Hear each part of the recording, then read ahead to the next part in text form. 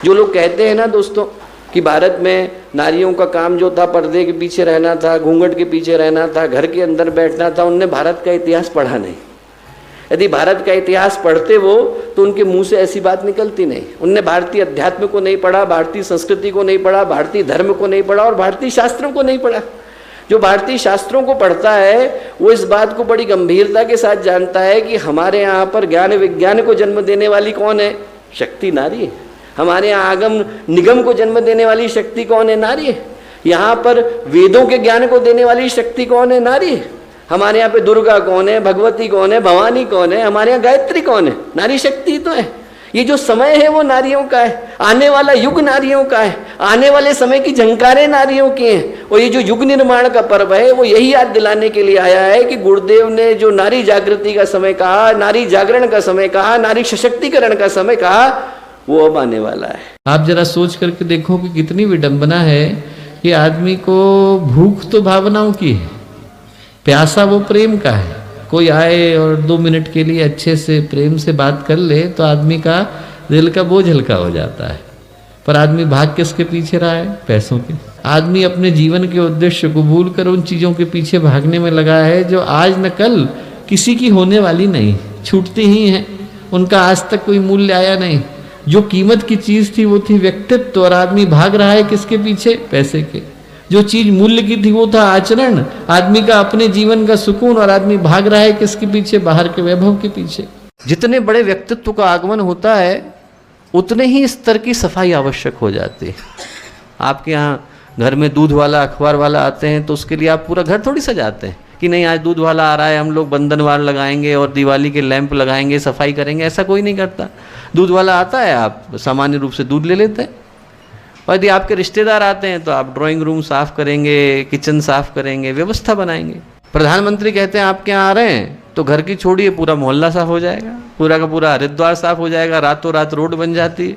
और यदि भगवान स्वयं आ रहे हो दोस्तों, तब जो तीनों लोकों के स्वामी हैं उनके आगमन की व्यवस्था बन रही हो तो आप शहरों को छोड़ दीजिए, आदमी को अंदर से अपने आप को साफ करने की आवश्यकता पड़ती है।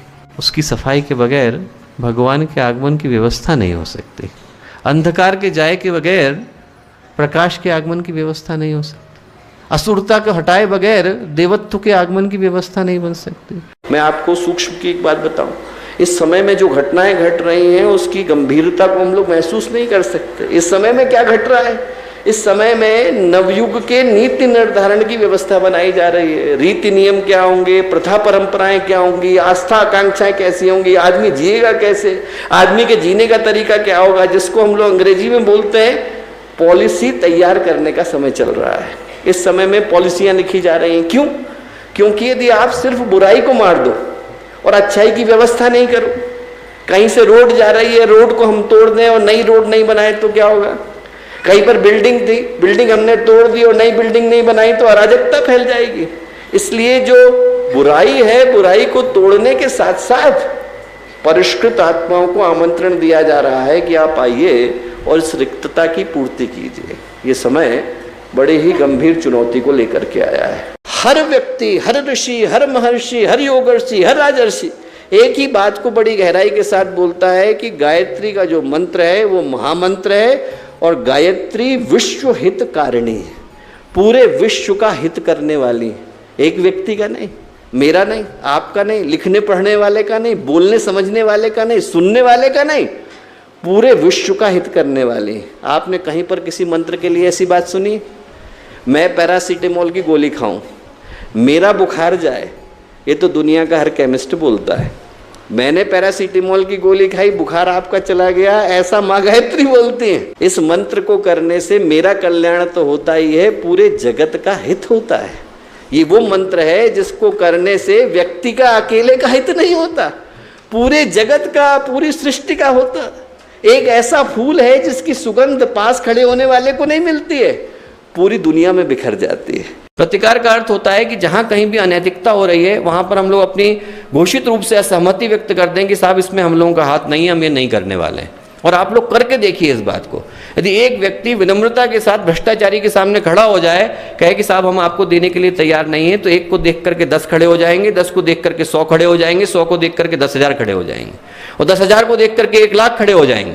दोस्तों, सिर्फ खड़े होने की आवश्यकता है। हम लोग ये सोचते हैं कि साहब हमें कुछ करने की आवश्यकता नहीं है, और एक व्यक्ति बुरा काम करता है, उस समय में एक व्यक्ति नहीं बोलता तो उस आदमी की छाती चौड़ी हो जाती है। उसको आज चोरी करते हुए थोड़ा सा डर लगता था, कल उसे डाका डालते हुए डर नहीं लगता, परसों हत्या करते हुए डर नहीं लगता, और उसके अगले दिन 10,000 लोगों को सताते हुए डर नहीं लगता। यदि पहले ही दिन कोई खड़ा हो गया होता और उसके सामने छाती चौड़ी करके कहता है कि साहब हम लोग आपके इस कर्म में भागीदार नहीं बनेंगे, तो व्यक्ति अगले दिन कर्म करने का साहस नहीं उठाता। बालशेम एक फकीर हुए और जिस मंजिल में वो लोग रहा करते थे, बिल्डिंग में रहते थे, वहाँ से बाहर जा कर के ध्यान करते थे। तो जो चौकीदार था वो रोज़ देखता था कि जाके बैठे हुए नदी के किनारे कुछ कर नहीं रहे हैं। तो एक दिन लौटे, उन्होंने पूछा आप क्या कर रहे थे? बोले मैं ध्यान कर रहा था। तो उन्होंने कहा ध्यान में क्या करते हैं? बोले मैं बताता हूँ, पहले बताओ कि आप क्या करते हो। बोले मैं चौकीदार हूँ।